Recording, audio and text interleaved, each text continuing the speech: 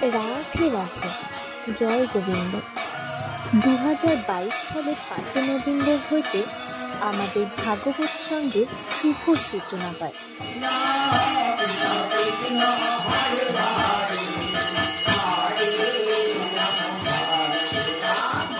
এখানে প্রত্যেক সন্ধ্যা 7টা হইতে ধর্মীয় গান বাজনা ও ভাগবত পাঠ এবং পূজা আরতি অনুষ্ঠিত হয়। এছাড়া প্রত্যেক পূর্ণিমার মধ্যাহ্নে মহাপ্রভুর ভোগ হয়।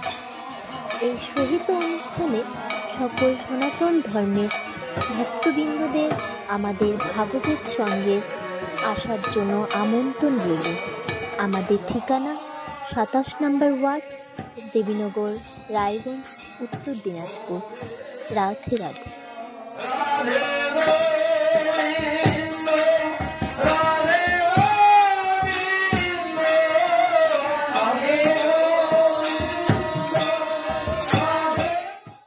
অন্য অন্য মাসে যদি কেউ আমার সাধন ভজন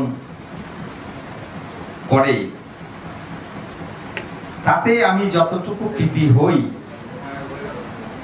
সন্তুষ্ট হই, কিন্তু এই দামোদর মাসে কেউ যদি আমার জন্য কিঞ্চিত মাত্র ভজন করে, তাহলে আমি অনেক অনেক তাকে কৃপা দান করি। হৃদয় গৌরী।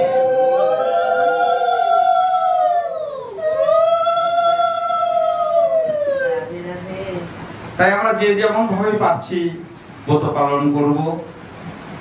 এখন কে কিভাবে পারবে সেটা বলবার বিষয় নয়, কিন্তু আমিষ বর্জন, আমিষকে বর্জন করতে হবে।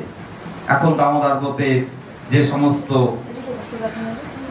অনেক কিছু মানা আছে, যদি কেউ না পারেন যেমন ভাবে, অন্তত আমিষ বর্জন করুন। জয় নিতাই, জয় গৌর। ভক্ত দেহ পেলে হয় গুণের স্মরণ, গুণাকৃষ্ট হইয়া করে নির্মল ভজন।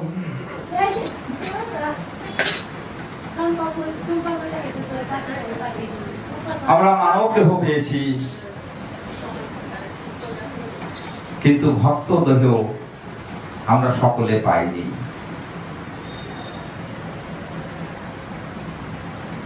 ভক্ত দেহ আমরা পাইনি,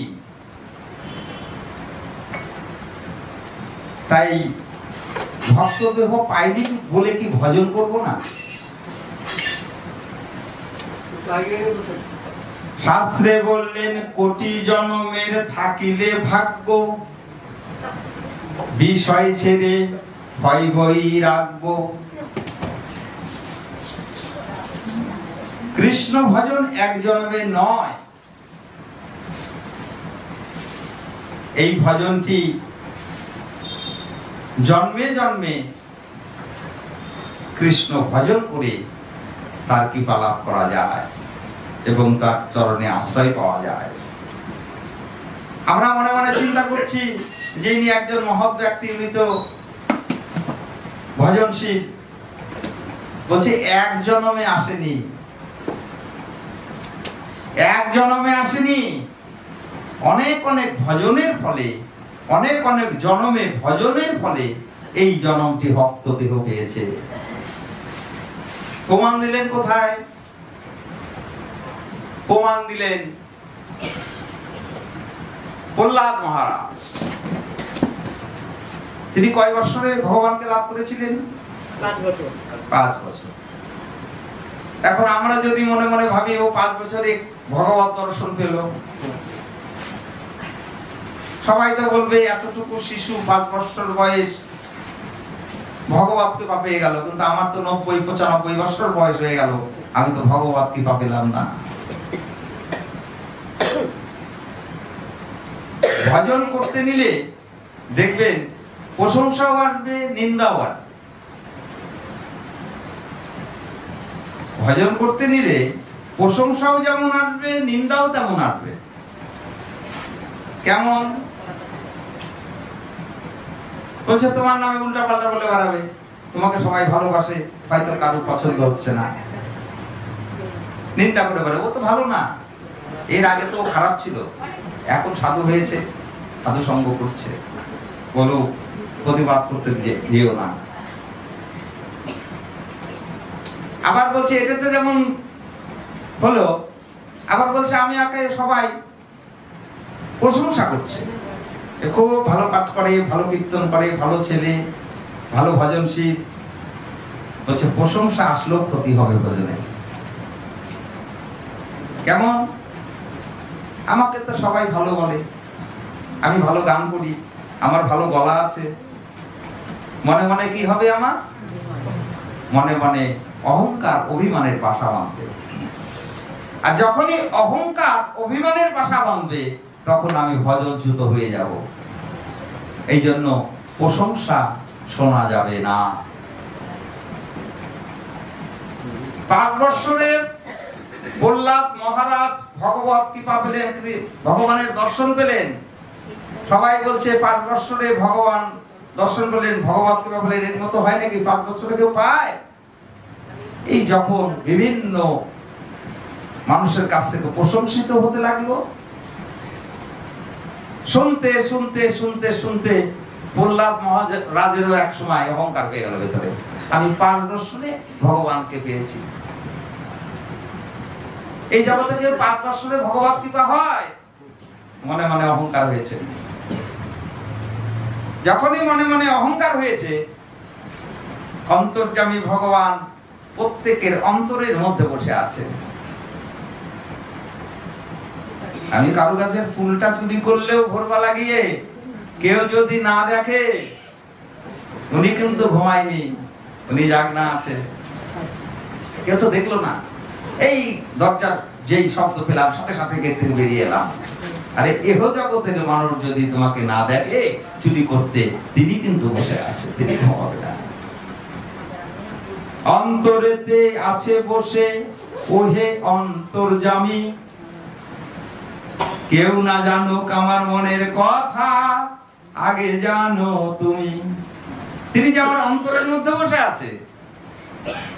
শয়তানি বুদ্ধি হলেও উনি আগে বুঝতে পারবে, ভালো বুদ্ধি হলেও উনি আগে বুঝতে পারবে।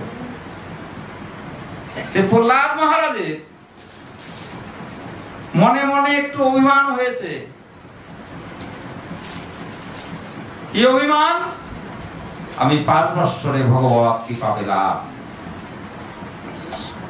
ভগবান ভক্তের সবকিছু সহ্য করতে পারে, 2-3টা জিনিস সহ্য করতে পারে না। তার মধ্যে একটি হচ্ছে অহংকার। একটি অহংকার। একদম শুদ্ধ ভক্ত বৈষ্ণব যদি অহংকার করে, ভগবান সেটা সহ্য করতে পারে না। ভগবান প্রকট হয়ে বলছে, প্রহ্লাদ, প্রহ্লাদ,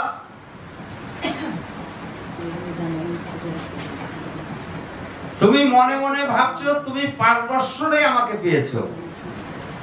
তুমি কি জানো আমাকে কত জনম সাধনা করে আমার পাদপদ্ম তুমি লাভ করেছো? ভগবান সম্মুখে এসে দাঁড়িয়ে আছে। প্রহ্লাদ মনে মনে ভাবছে আমি কেমন করে জানবো, কত জনম ধরে ভজন করছি। প্রহ্লাদকে বলছে, প্রহ্লাদ পেছনে তাকিয়ে দেখো তো। যখন পেছনে তাকিয়েছে, দেখতে পাচ্ছে একটা কঙ্কালের পাহাড়। কঙ্কালের পাহাড়। আচ্ছা বলুন তো, 1-2টা কঙ্কাল দিয়ে পাহাড় হয়? তাই তো। কত পরিমাণের কঙ্কাল চাই তবেই তো একটা পর্বত হয়। তাকে দেখছে পর্বতটি কঙ্কালে। প্রভুর কাছে বলছে, প্রভু, বলে পেছনে তাকিয়েছো? বলে হ্যাঁ। কি দর্শন করলে? বলে কঙ্কালের পর্বত দর্শন করলাম। তুমি কি জানো এই কঙ্কাল গুলো কার? বলে না, আমি তো জানি না প্রভু। বলছে এই যে কঙ্কালের যে পর্বতটি তৈরি হয়েছে, সমস্ত কঙ্কাল তোমার। তোমার এই কঙ্কাল গুলো সব তোমার। তুমি যতবার এসেছো আমার ভজন করেছো, একটা করে দেহ ত্যাগ করেছো, আবার জন্মগ্রহণ করেছো, এমন ভাবে জন্ম মৃত্যু হবার পরে তুমি এইবার জন্ম পেয়ে 5 বৎসরে আমাকে লাভ করলে। আর তুমি বলছো তুমি 5 বৎসরে আমাকে লাভ করেছো? তুমি আমাকে 5 বৎসরে লাভ করনি, কতই জন্ম ধরে তুমি আমার সাধনা করেছো, ভজন করেছে, তবে এই জন্মে 5 বৎসরে এসে তুমি আমায় লাভ করলে। তাই গৌর হরি বল।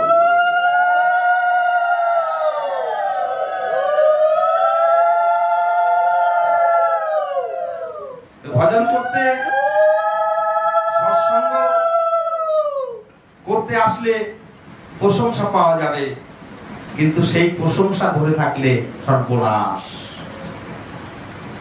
ভজনচ্যুত হয়ে যাব। আমরা একটা লাইনের উপর দিয়ে যাচ্ছি, কৃষ্ণ ভজন করছি, একটা লাইনের উপর দিয়ে যাচ্ছি। গায়শালের অ্যাক্সিডেন্ট হয়েছিল না কত বছর আগে? না না বেশি। তো এই লাইন দিয়ে যাচ্ছে, যাক সবারটাই থাক, 10 20 25 30। তো এই রেলগাড়ি যেতে যেতে, ট্রেন যেতে যেতে কোনো সময় যদি লাইনচ্যুত হয়ে যায় কি হয়?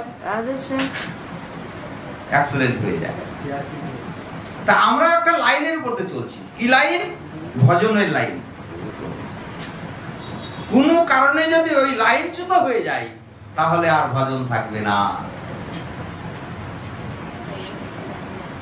তাই আমাদের কি করতে হবে? সাধু সঙ্গ করতে হবে, বৈষ্ণব সঙ্গ করতে হবে, এবং আরেকটা জিনিস বেশি করে লক্ষ্য করতে হবে যে আমরা যেন বৈষ্ণব চরণে অপরাধ না করি। শাস্ত্রের কথা, বৈষ্ণব দ্বারে যদি হয় ক্ষুদ্র অপরাধ, বহু বহু ভজনে পড়ে যাইবা। বৈষ্ণব দ্বারে যেন কোন রকম অপরাধ না হয়, তাহলে ভজনচ্যুত হয়ে যাব আমরা।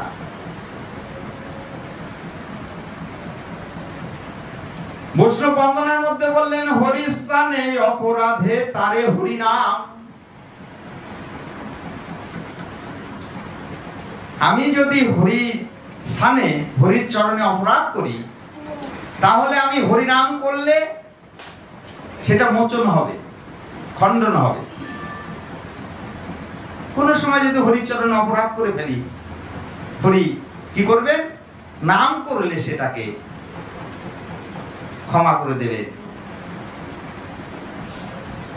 তাই বৈষ্ণব বন্দনার মধ্যে বলেন, হরি স্থানে অপরাধে তারে হরি নাম করো। আর বৈষ্ণব তোমার স্থানে অপরাধে নাই কো এরান। কোনো এরান নেই, কোনো ক্ষমা নেই। আমাদের পতিত পাবন অবতার শ্রীকৃষ্ণ চৈতন্য মহাপ্রভু নদিয়ায় নবদ্বীপ মাঝে উদয় হলেন। পূর্ণচন্দ্র, আমার ভগবান যতবারই এসেছে সবাই চন্দ্র, রামচন্দ্র, কৃষ্ণচন্দ্র, গৌরচন্দ্র, চন্দ্রের উদয় হয়েছে। তিনি অযাচিত কৃপা করবার জন্য নবদ্বীপে, পতিতকে উদ্ধার করবার জন্য তিনি এই নদিয়ায় নবদ্বীপে মাঝে সিন্ধু মাঝে জন্মগ্রহণ করলেন, উদয় হলেন। এদের তো জন্ম নেই, উদয় হলেন কেন? বলছে কলির জীবকে উদ্ধারের লাগি শ্রীকৃষ্ণ চৈতন্য মহাপ্রভু পতিতকে উদ্ধার করবার জন্য তিনি এলেন। কিন্তু দেখুন, যারা যারা বৈষ্ণব অপরাধ করেছে তাদের কিন্তু মহাপ্রভু ক্ষমা করলেন না। যেমন চাপাল গোপাল শ্রীবাসের চরণে অপরাধ করলেন। দেবানন্দ পণ্ডিত তিনি শ্রীবাসের চরণে অপরাধ করলেন। এমনকি ছচি মাতা, ভগবানের মা ছচি মাতা বৈষ্ণব অপরাধ থেকে রেহাই পেলেন না। কার চরণে অপরাধ করলেন সতীমাতা নিজেই জানে না। কোন সময় হয়তো মনে একটু উদয় হয়েছিল, হয় না, অনেক সময় অনেক কিছু হয়, কিছু পারি আর না পারি, যদি চান্স পাই কোন সময় তুমি আমাকে কথা বললে দেখিয়ে দেবো। বলছে মনে উদয় হলেই অপরাধ হয়ে যাবে। মনে যদি উদয় হয় তাহলেই অপরাধ হয়ে যাবে।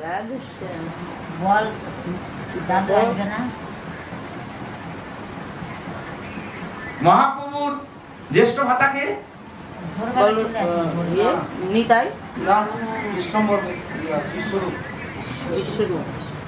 বিশ্বরূপ, সেই বিশ্বরূপ উনিও কিন্তু সংসার ত্যাগী, উনিও সংসার ছেড়ে সন্ন্যাসী হয়ে চলে গেছিলেন।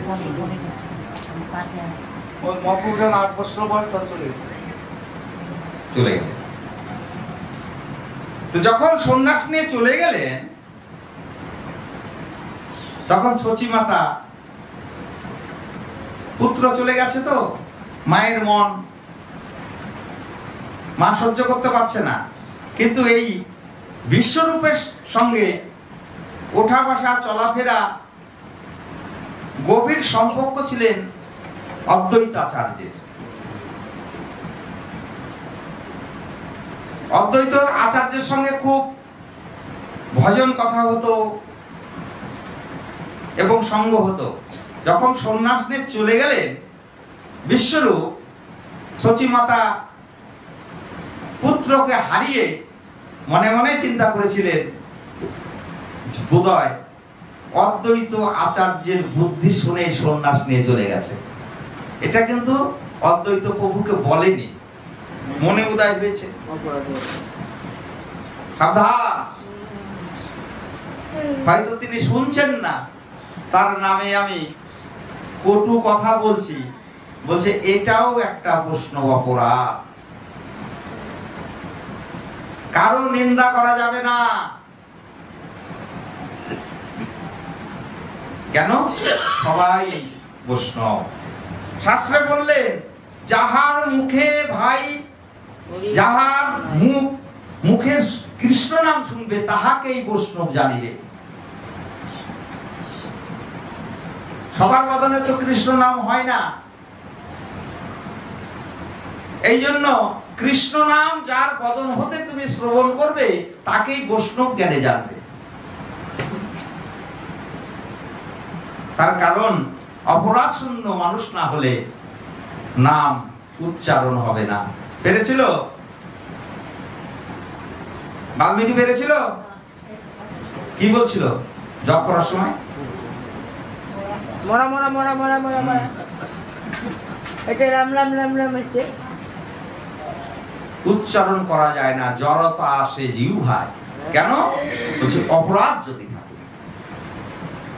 যদি অপরাধ থাকে তাহলে উচ্চারণ হবে না, কৃষ্ণ হবে না, গৌর হবে না, হরে কৃষ্ণ রাম হবে না। কেন? আমাদের যদি অপরাধ থাকে। এই জন্য সাধু সঙ্গ করতে হবে, বৈষ্ণব সঙ্গ করতে হবে, হরিনাম করতে হবে বেশি বেশি করে। সময় শেষ, পশ্চিম গগনে সূর্য চলে গেছে, এখন কখন যেন ডুবে যায়। এখন তার সময় লাগে না। আগেকারের দিনে 80 বছর, 90 বছর, 104 বছরে একটা মানুষের মৃত্যু হতো। এখন কিন্তু ওই সিস্টেম নাই। 40-35 স্ট্রোক করে চলে যাচ্ছে, সময় নাই। এই জন্য অবিরত কৃষ্ণ নাম করতে হবে। মহাপ্রভুকে বলেছিলেন একটি 5 বছরের শিশু গোপাল, নাম গোপাল, তিনি কি করতেন? সেই 5 বছরের শিশুটি মহাপ্রভুর সঙ্গে গিয়ে চুপ করে দাঁড়িয়ে থাকতেন, যদি মহাপ্রভু সেবা পাই। নাম কি? গোপাল। তো ও কোনো সেবাই পায় না মহাপ্রভু, কি করবে? বলছে ভোরবেলা গিয়ে বসে থাকে। মহাপ্রভু যখন বাহ্যকর্ম করতে যায় তখন ওই ঘটিতে করে জল এনে দেয় বাহ্যকর্ম করবার জন্য, প্রতিদিনই এনে দেয়। এটাই তার সেবা। সেবা যেমন ভাবেই করুন, যেটাই করুন সেবা। আমি পুজোর বাসন মাজবো, মন্দির পরিচর্যা করবো, ঝাড় ঝাঁটা দেবো, আমার বাড়িতে ৩-৪ জন কাজ করো, বলছে না। যে যত নিকৃষ্ট মানের সেবা করবে কৃপা তার তত তাড়াতাড়ি হবে। তখন ওই জল এনে দেয় গোপাল। কি করেছে? একদিন মহাপ্রভু যখন বাহ্যকর্মে গিয়েছে, প্রতিদিনই করে, হয়তো গোপাল খেয়াল করেনি, তখন দেখছে মহাপ্রভু বাহ্যকর্ম করে এসেছে, যখন জিহ্বায় কামড় দিয়ে মহাপ্রভু আছে, জিহ্বার মধ্যে কামড় দিয়ে আছে। তো গোপাল বলছে, প্রভু তুমি জিহ্বায় কামড় দিয়েছো কেন? বললো, আমার জিহ্বাটা মানে না অবিরতই কৃষ্ণ নাম হতে থাকে, অবিরতই কৃষ্ণ নাম হতে থাকে, তাই আমি জিহ্বাকে কামড় দিয়ে থাকি যেন জিহ্বা কৃষ্ণ নাম না করে। স্বয়ং ভগবান মহাপ্রভু বলছে, এই জন্য আমি জিহ্বায় কামড় দিয়ে থাকি যেন আমার জিহ্বা হতে কৃষ্ণ নাম উচ্চারিত না হয়। ওই 5 বছরের শিশু গোপাল বলছে, প্রভু তুমি যখন বাহ্যকর্ম করতে যাও তখনও তো তোমার মৃত্যু হতে পারে। মানুষের মৃত্যুর কথা তো বলা যাবে না। তুই 5 বছর বয়সে গোপাল বলছে, প্রভু তুমি যখন বাহ্যকর্ম করতে যাও তখনও তো তোমার মৃত্যু হতে পারে, তাহলে তোমার অন্তিম সময়ে কি হরিনাম হবে না? হরিনাম কি হবে না? বলছে, অন্তিম সময় যদি হরিনাম নেওয়া যায় তাহলে ভগবত কৃপা হবে, কিন্তু আমরা পারি না। তার কারণ যার মৃত্যু হয় সেখানে গিয়ে আমরা যদি নাম দিতে যাই, দেখা যায় সেই প্রাণ বায়ুটা বেরোতে চায় না, জোরে জোরে নিঃশ্বাস চলছে, একবার চলে যায় আবার ঘুরে আসে, আবার চলে যায়, কতই না কষ্ট। এই পানো পাখিটা বেরোতে চায় না, কিন্তু শাস্ত্রে বলছেন অন্তিম সময় হরিনাম করিলে সে ভগবত চরণ পাবেই। তো গোপাল বোঝাতে যাচ্ছে, তিনি তো ভগবান জানেই, এই জগতের জীবকে বোঝানোর জন্য বলছে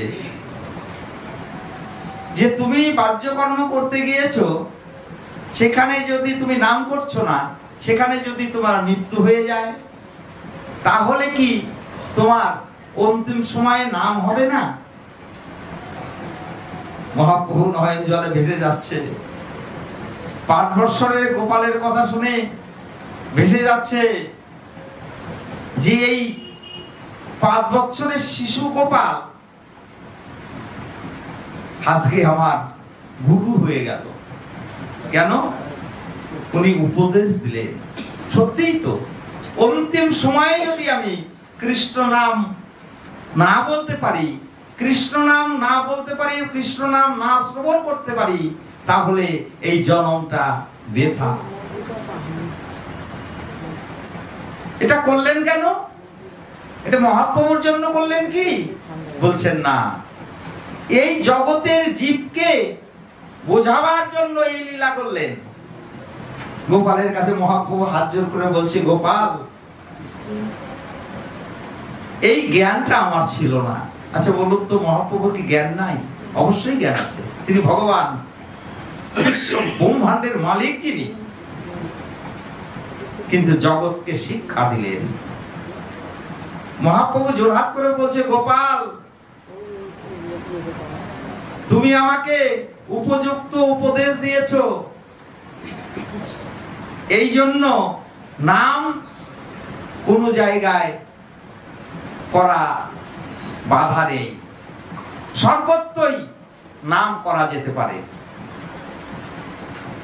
অবিরতই নাম করা যেতে পারে। নাম কি করে? বলছে অসুচিকে সূচি করে। আমি যদি অসুচিও থাকি, নামের দ্বারাই আমাকে সূচি করবে। এই যে অনুরাগী ভক্তরা বলে যে আমার মুচিকুলে জন্মগ্রহণ হোক, আমি মুচি হয়ে সূচি হতে পারবো কিভাবে? বলছে আমি মুচি হয়ে সূচি হতে পারবো যদি কৃষ্ণ অনুরাগী হই। সেই কৃষ্ণের অনুরাগ তো আমার মধ্যে নেই।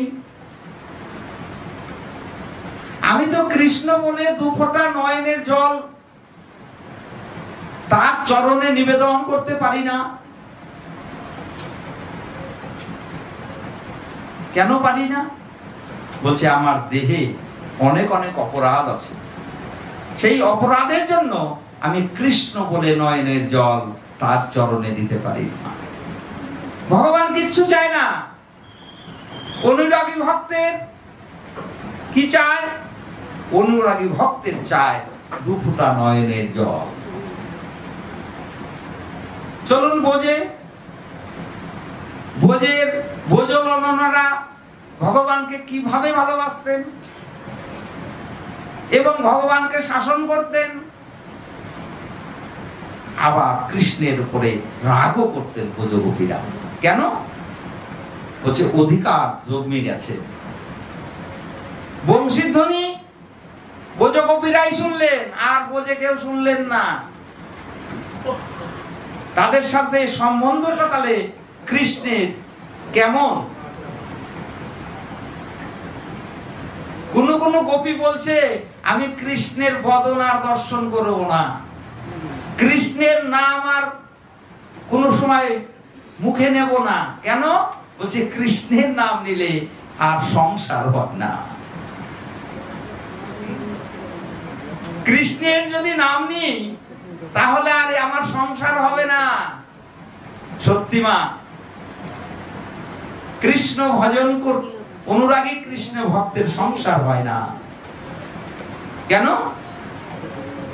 বলছে কৃষ্ণ প্রেমী যিনি, তিনি সংসার ভালোবাসবেন না। তাই ভোজগোপীরা কি বলছেন? এক ভোজগোপী যমুনার দিকে পেছন দিয়ে, যমুনার দিকে মুখ দিয়ে বসে ধ্যান করছে। কি ধ্যান করছে? বলে কেউ তো জানে না ধ্যান করছে। একজন গিয়ে বলছে তুমি কি এখানে বসেছো কেন? বলো ধ্যান করছি। কিসের ধ্যান করছো তুমি? বলে আমি ধ্যান করে কৃষ্ণকে ভুলতে চাই।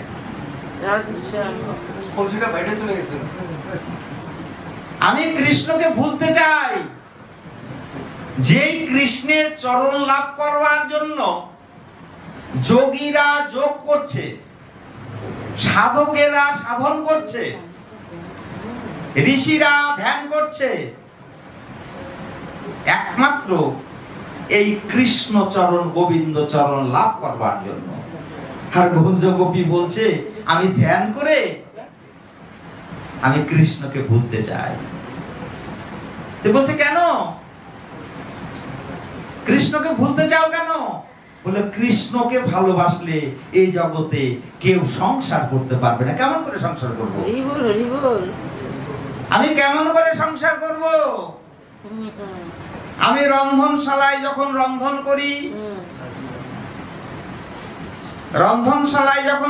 করি, তখন লবণ দিয়েছে কি না আমার মনে থাকে না। কড়াইয়ের মধ্যে আমি কৃষ্ণ বদন দর্শন করি। সকালবেলা যখন ঘর দুয়ার লেপা পোছা করি, এখন তো লেপা পোছা নাই, খালি পাকা আর পাকা। আগে গোবর দিয়ে লেপতো না, এখন গোবর হলে তো বউরা ধরবে না। সেদিনকে মোবাইলের মধ্যে দেখলাম ক্যারি ব্যাগ ঢুকিয়ে দিয়ে তারপরে লেপা পোছা করছে। গোবরের গন্ধ। তো লেপা পোছা করছে ভোজগোপীরা। বলে বারবারই ওই যখন গোবর দিয়ে লেপছে,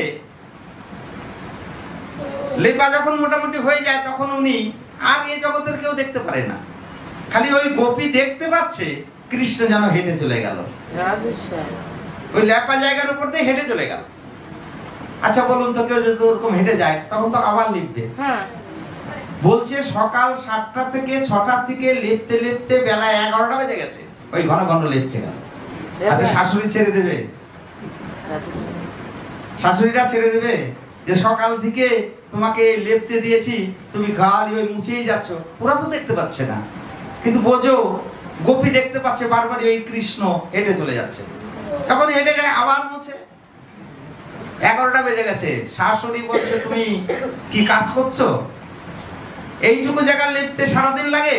হাফ বেলা পার করে দিলে লেপতে হবে না, উঠো। এখনো গাভী দহন করা হয়নি, তুমি গিয়ে গাভী দহন করো। লাফাটাফা তার হলো না, ওই রকম করেই চলে গেল, গাভী দহন করছে, বালতি নিয়েছে। এখন ওই বাটে হাত লাগিয়ে টানছে, টানবে কোথায়? বালতির মধ্যে তো, তাহলে তো দুধটা বালতিতে পড়বে। ও করছে কি, ওই বাট নিয়ে সাইড থেকে টেনে মাটিতে পড়ছে। এহ জগতের মানুষ দেখতে পাচ্ছে ও দুধ ধোয়াচ্ছে, মাটিতে পড়ছে, কিন্তু আমার ব্রজগোপী দেখছে কৃষ্ণ হা করে আছে, মুখ খুলে আছে, সেই গাভী দহন করছে, দুগ্ধ পান করছে, ব্রজগোপী দেখছে। কিন্তু এই জগতের মানুষ তো দেখতে পারে। এখন শাশুড়ি এসে বলছে তুমি দুগ্ধ দহন করছো, বালতির মধ্যে না দিয়ে বাইরে দিচ্ছ, কিন্তু ব্রজগোপীর তো ভাষা নেই, ব্রজগোপীর তো ভাষা নেই। একটা বোবা ব্যক্তিকে যদি মিষ্টি অন্ন দেওয়া যায়, সেবা করলো, তারপরে যদি জিজ্ঞাসা করা যায় কেমন হয়েছে, ওর ভাষা আছে? ওর ভাষা নাই, ও বলতে পারবে না। তদ্রূপ কৃষ্ণ ভজন যারা করেছেন ব্রজগোপীগণ, তাদেরকে জিজ্ঞাসা করলে সেই আস্বাদনের বিষয় তারা বলতে পারে না, বলতে পারছে না কেমন আস্বাদন করেছি, বলে বোবার মিষ্টি অন্ন আস্বাদন করা। ওর ভাষা নেই, আমার ব্রজগোপীদেরও ভাষা নেই। ওই দুগ্ধ দহন করে সব মাটিতে ফেলে দিয়েছে। শাশুড়ি এসে বলছে সর্বনাশী, তুই দুগ্ধ দহন করে করে বাইরে ফেলে দিচ্ছিস, তোকে কিচ্ছু করতে হবে না, বেরিয়ে যা। এখন ব্রজগোপী মনে মনে ভাবছে কৃষ্ণর নয়নে নয়ন দিয়ে আমার তো সংসার হলো না, আমার তো সংসার হলো না, তাই আমি যমুনার তটে বসে বসে ধ্যান করছি, আমি যেন কৃষ্ণ বদন ভুলে যাই, আমি যেন কৃষ্ণ বদন ভুলে যাই, আমি কৃষ্ণর বদন যেন আর দর্শন করতে না চাই, এমনই কৃষ্ণ বদন। একবার যার নয়নে লাগে সদাই তার হৃদয়ে জাগে। একবার যদি নয়নে লেগে যায় তাহলে হৃদয়ে জাগ্রত হয়। কি জাগ্রত হয়? কৃষ্ণ বদন। একবার যার নয়নে লাগে সদাই তার হৃদয়ে জাগে। এ তো কৃষ্ণ তনু নয় যেন আম্র আঠা, কৃষ্ণ তনু নয় যেন আম্র আঠা, বলে লাগলে পরে আর ছাড়ে না গো, তুমি ছাড়তে চাইলেও ছাড়বে না গো, তোমায় ছাড়তে চাইলেও তিনি তোমাকে ছাড়বে না, আম্র আঠার মতো লেগে যাবে।